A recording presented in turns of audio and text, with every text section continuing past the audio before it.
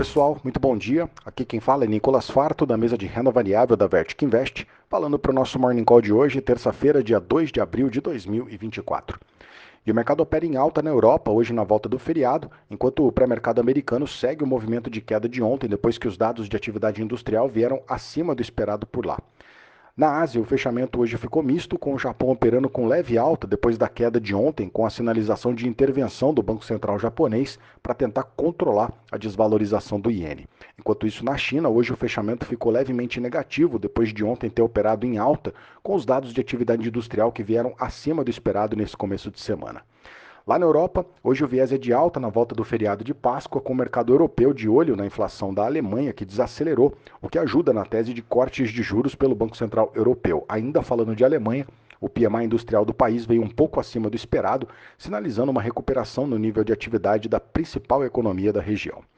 Indo para os Estados Unidos, ontem o dia fechou com viés negativo depois que saíram os dados de atividade econômica e vieram acima do esperado. Lá em Nova York, ontem o Dow Jones caiu 0,60%, o S&P caiu 0,20%, enquanto o Nasdaq teve alta de 0,11%.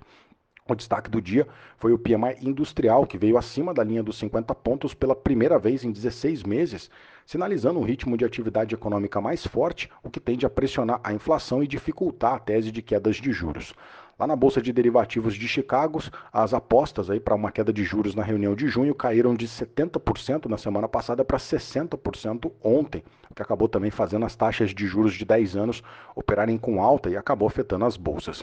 Hoje, o mercado deve acompanhar a publicação do relatório de emprego JOLTS, que é o primeiro dos dados do mercado de trabalho americano que saem nessa semana e que, claro, também podem mexer com as expectativas de juros.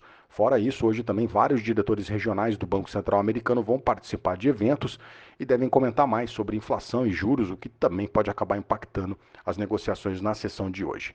Vamos atualizar aqui as bolsas. S&P Futuro cai 0,28, Eurostock 600 sobe 0,05, lá em Londres o FTSE está subindo 0,27%. No Japão, o Nikkei hoje subiu 0,06 e na China o Xangai Composite caiu 0,08.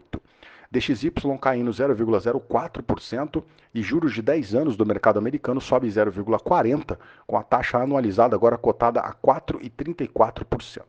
O petróleo está subindo agora de manhã, o Brent sobe 1,7%, com o barril cotado a $88,90. Petróleo hoje em alta, refletindo os dados de atividade industrial acima do esperado lá nos Estados Unidos, na China e na Alemanha, sinalizando, claro, um aquecimento para o lado da demanda. Nesse mesmo racional, o minério de ferro hoje também subiu nessa madrugada na China. Lá em Dalian, hoje o minério teve uma alta de mais de 3% e fechou aos $106,14 a tonelada. Nas criptomoedas, o Bitcoin opera com queda de 5% nas últimas 24 horas, com a cotação agora na casa dos $65 mil nessa manhã. Vindo para cá, ontem o Ibovespa acabou sendo afetado pelo mau humor lá fora e fechou com uma queda de 0,87% e encerrou o dia ontem nos 126.990 pontos. O dólar ontem subiu 0,87% e fechou o dia cotado aos R$ 5,05. E a nossa curva de juros por aqui também operou em alta em toda a extensão, acompanhando o movimento de juros americanos.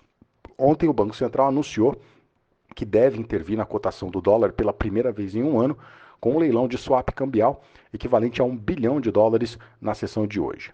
Nas ações, a Vale e a Petrobras acabaram amenizando a queda do nosso índice, com as duas subindo, aí, acompanhando a alta das commodities. Ontem a Vale subiu 0,64%, acompanhando a alta do minério de ferro, que subiu com os indicadores de atividade acima do esperado lá na China.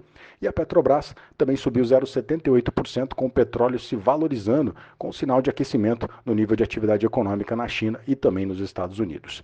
O destaque de alta no Ibovespa foi Hapvida, que ontem subiu 6,5%, com a empresa reportando um balanço que veio com números acima do esperado.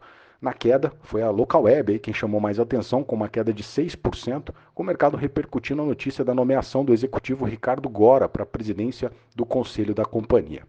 E para fechar, na agenda local hoje vão sair dados de inflação ao produtor referente ao mês de fevereiro e também saem estatísticas do mercado de crédito. Fora isso, o mercado hoje também espera pela publicação do boletim Focus pelo Banco Central, que deve atualizar as expectativas para juros e inflação e PIB aqui para o Brasil. Bem, esses são os destaques para hoje. Eu agradeço a sua companhia e te desejo um excelente dia. Um grande abraço, valeu e até amanhã.